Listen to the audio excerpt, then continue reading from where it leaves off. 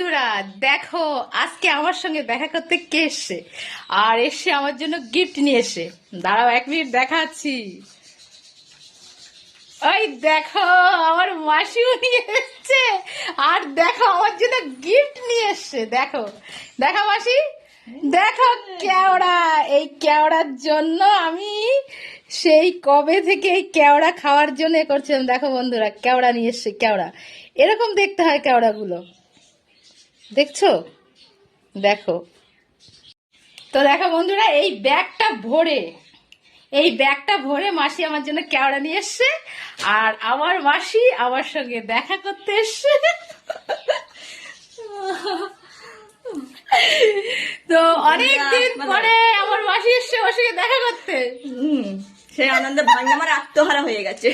সেই আনন্দে আমি ভীষণ খুশি। আমার মাসি এসছে আমার সঙ্গে দেখা করতে।